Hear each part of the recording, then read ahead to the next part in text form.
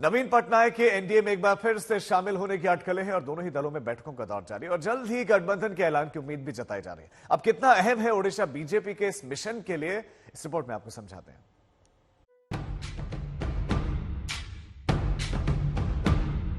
अब की बार अब की बार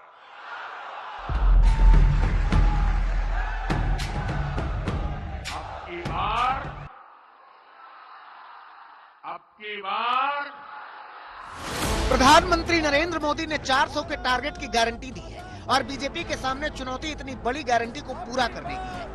ऐसे में पार्टी एक और जहां खुद की सीटों पर मंथन कर रही है, तो वहीं दूसरी ओर कुनबे को बढ़ाया जा रहा है, जिसका एक पड़ाव ओडिशा भी है, जहां अब बीजेपी और बीजेडी के बीच गठबंधन की कवायद तेज हो गई है। सूत्रों की माने तो ओडिशा में बीजेपी और नवीन पटनायक की पार्टी बीजू जनता दल का गठबंधन तय माना जा रहा है।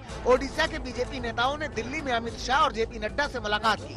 खबरों की माने तो इस बैठक में बीजेडी के साथ गठबंधन को लेकर आगे की रणनीति पर मंथन हुआ। We really don't have much to say.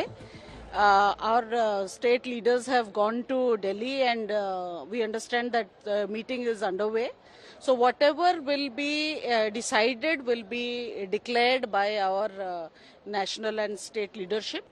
And we all decided unanimously, the party decided that what is best in the interest of the state, the party should take a call on that. This was the general discussion we had. 5 मार्च को प्रधानमंत्री नरेंद्र मोदी ओडिशा के दौरे पे थे। इस दौरान उनकी नवीन पटनायक के साथ दिखी केमिस्ट्री ने इसके संकेत दे दिए थे। Welcome the Honorable Prime Minister Ji to Odisha. The Honorable Prime Minister has set a new direction for India.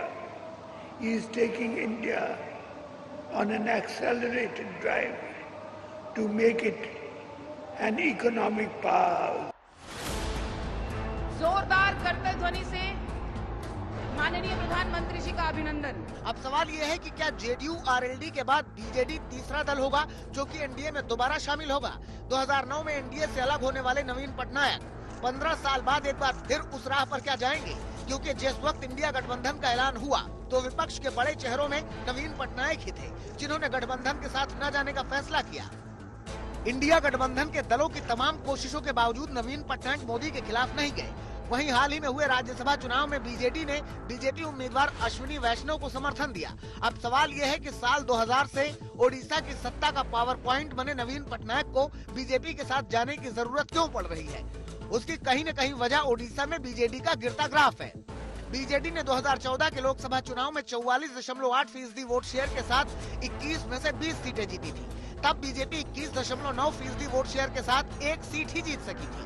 2019 में बीजेडी का वोट शेयर 43.3% पर आ गया और पार्टी को 2014 के मुकाबले 8 सीट का नुकसान उठाना पड़ा। वहीं इसके ठीक उलट बीजेपी का वोट शेयर बढ़कर 38.9% पहुंच गया और पार्टी की सीटें भी 1 से बढ़कर 8 हो गई। बीजेपी और कांग्रेस जैसी पार्टियां बीजेडी की 24 साल पुरानी सरकार के खिलाफ एंटी इनकम्बेंसी को वोट के रूप में कैश कराने की कोशिश में है। बीजेडी की उंगली पकड़कर 2009 तक चलती रही बीजेपी के लिए ओडिशा में सबसे बड़ा संकट नेतृत्व का था।